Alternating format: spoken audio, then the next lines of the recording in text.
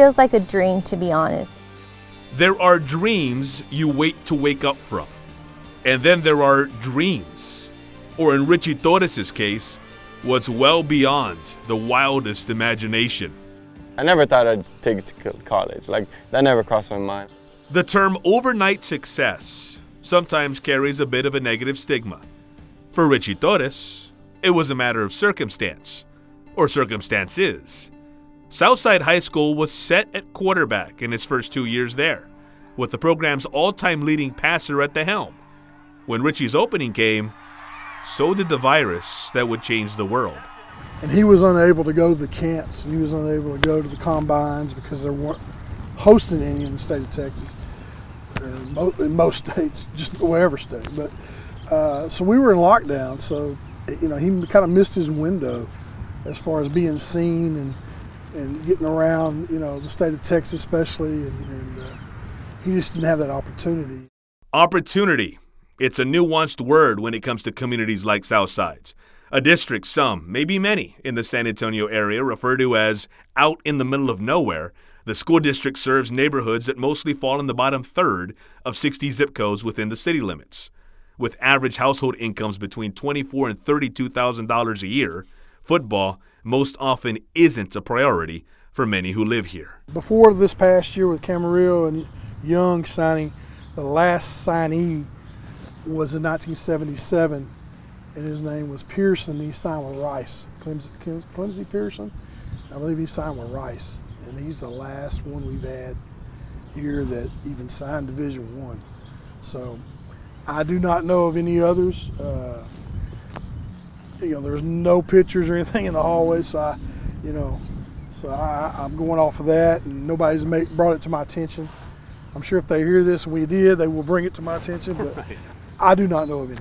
From best you can tell, though, yes, sir. From best you can tell, Richie might be the first Power 5 commit yes, that the program's ever had. Yes, sir. It's different. Like, I get a lot of attention, being from this side of town, and it's not being very known for people to go, where I'm going, especially as a quarterback, too. Richie's specific path hasn't proven conventional either. Always taller than most his age, hoops had his attention growing up, but not his heart. Even though you didn't have a love for basketball, you looked at it as maybe that's my ticket to something. Right. And you loved football, but you thought, I'm not going to play beyond high school probably. Yeah, it's really what it was. Although for a bit, it seemed like Richie might not even make it to high school football. When he first started, he tried out as a kicker. He started out, he didn't make that at all. Nah, I'm not really a kicker. I tried out for kicker one time, and it went, not as I expected. He went up and he thought that he was going to kick the ball so hard, and when he went up to try for that, to kick the ball, he just, tried kicking it so hard that he just fell right on his back, and everybody, including the coaches and the parents, they just laughed at him so hard. And he came up to me after practice and he said, "Did you see that?" We were like, "Yeah, we all saw that, Richie." And it's like Charlie Brown. Yeah. Because he just kind of laid there. He wasn't hurt or anything. He just kind of turtled and stayed there.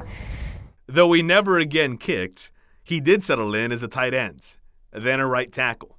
And when he got to high school, he played some safety. But all the while, his arm strength grew as he did. And so when Cardinals quarterback Alejandro Escamilla graduated, the overnight story began.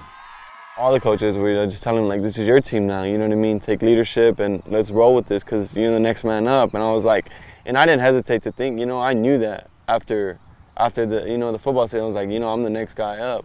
So I was just, I was ready for it. I was excited for it, and I was just looking forward to it. I was a little nervous, you know what I mean?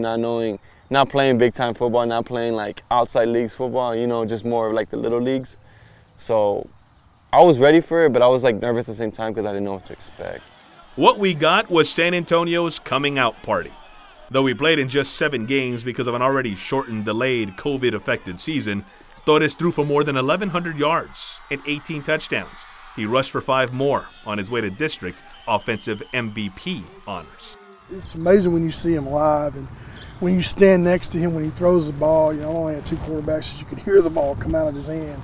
He's one of them.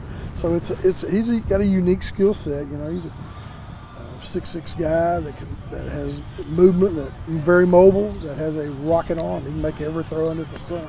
The thing that's very impressive, he can be on the right hash and throw a 20-yard out on the left side, you know, and put it right where it needs to be, and it's a missile. And he can throw to a guy out of the backfield running down the sideline, lob it up, you know, touch pass. A hometown college noticed from the get-go. I was just lifting, and then I get like a Twitter from UTSA. I'm like, whoa, like that's big. You know what I mean? They're just saying like they're recruiting me and they're happy to be recruiting me. So I was like, that's big. It made me real happy. I sent it to all my friends and my family, and they were really happy. So that was really when it happened.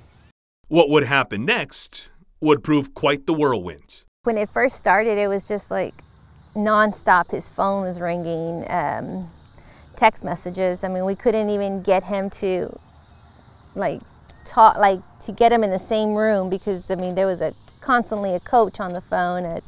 You know, his text messages were going off. I mean, his Twitter page was just going crazy. The dining room table is full of letters from different schools. Like, it's covered in letters. And I feel like once he got one call, it was just call after call every night. He would get either a Zoom call or a phone call every night that would last for hours. Wyoming, San Diego State, and Tulsa joined fellow Division I program UTSA in pursuit, but so did a handful of Power Fives. Washington State, Utah, Kansas State also came calling, as did a certain traditional power that shares the same colors as his Southside Cardinals.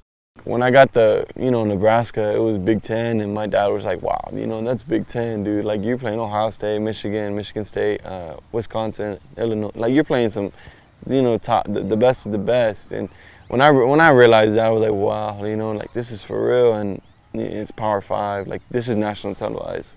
I thought it was really cool. It was really eye-popping, and it was a shocker, really, to me, because I didn't see that really in myself. But once I got it, now I'm starting to, believe it a little bit. The Cornhuskers sealed the deal with Richie during a visit in early June. It really feels like home. It's a small town feel, and that's just like, I don't live in the city. I live more out here, more towards the 20 minutes out of the city. So it's kind of similar, you know what I mean? Like, it gives home vibes. Nebraska hopes to have him on campus by the spring. It would mean a member of the Torres family would attend college for the first time. The kind of move that alters the course of a family, and in Richie's case, potentially the course of a community as well. Being Hispanic, being from the south side of San Antonio, do you think about that in terms of this whole process and how it's not common for a kid who's got your type of last name, your skin color, is from your type of neighborhood to be not only being recruited, but recruited as a quarterback? Yeah. As a quarterback to Power Fives. It's crazy. It's I take a lot of pride into it, really. I love my community. I love this place. Like, this is just my home. Like, I'll always call this place home. I could have chose to go to different schools, like switch to 6A, go here, go there, team up with this guy, but that wasn't really in my interest. I wanted to represent where I was from because I love this place, and like I said, I love my people, I love the community, I love what they do for me, and I just want to give back to them because they've done a lot for me, they've supported me. There's every reason to believe that support will only grow, especially as Richie's career does. It's a journey those who know the game say could end up on the ultimate stage. He's got what you see on Sundays. He's got what you see. Those guys, all 6'6" quarterbacks. They're playing in NFL. So I mean, it's just the reality of it. It would prove a new reality for the kid who did not start his first 2 years in high school, the soon-to-be first-generation college student, the kid blazing a trail while on a dreamlike journey, the kid from the South Side. I just know if I make it big, I want to definitely come back here and spread some love.